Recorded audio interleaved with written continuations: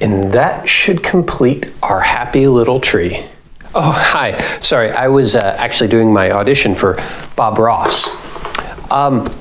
You may have noticed, I wasn't using a paintbrush, I was using a highlighter. You may have also noticed that there's absolutely no way that I could have created that picture, but don't tell PBS that, please.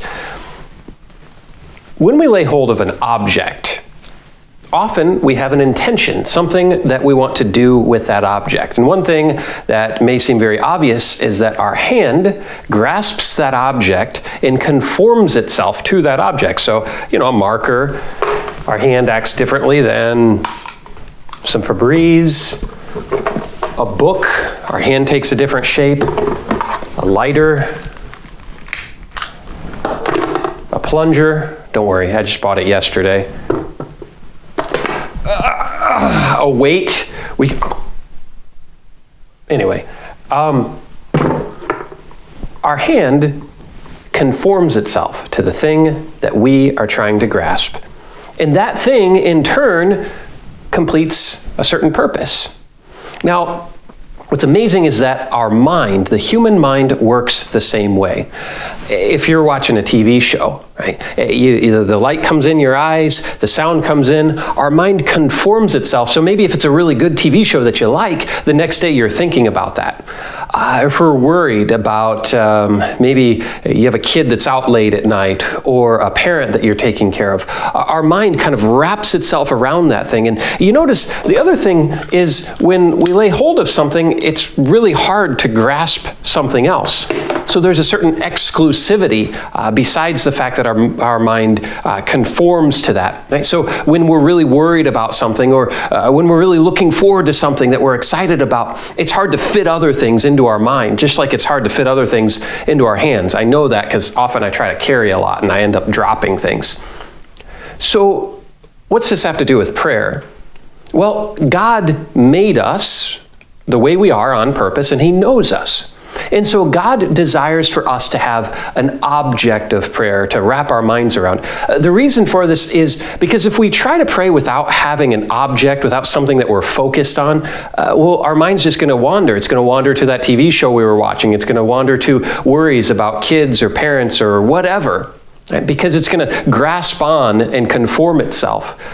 Now, the cool thing is God gives us lots of objects of prayer. They don't have to just be physical objects. It can be when I go out in nature and I see the trees or hear the birds singing, these few days that we've had of sunshine, or when I look at the crucifix in church, or when I'm at adoration and I'm beholding Jesus who's made Himself present for me.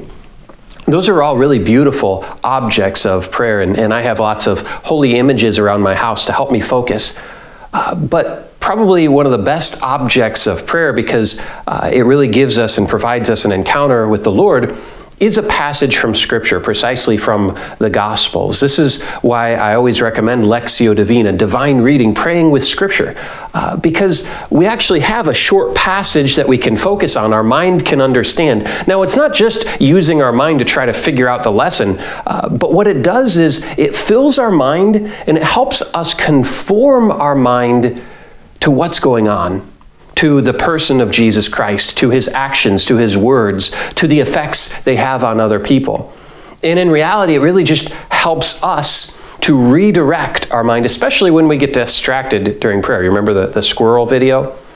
Now, what's amazing about prayer is that the instrument that we grasp onto doesn't always correspond to the result, right? There's no way I could have made this painting with a highlighter because we're talking about physical realities. But when we're talking about spiritual realities, God's grace infuses our mind and our will, our heart, so that when we conform ourselves to an object, like a picture, a crucifix, nature, or a passage from the gospel, when we allow our mind to be occupied with that object, well, then God's grace comes rushing in, and the results are not always proportionate to our efforts. We can go and pray and be distracted. We can go and pray and not be completely attentive, but we're trying, and God's grace comes flooding in because He's not bound by these laws of nature. He's the one who created them, but he can supersede them.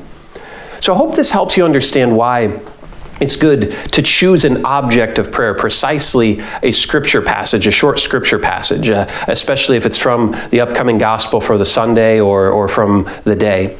And I hope that this helps to redirect, because often when we sit down to pray and we just begin talking to God, we don't know what to do. We're not sure. What am I supposed to be focusing on? Well, now you know what an object of prayer is and a little bit about how to begin focusing on an object of prayer.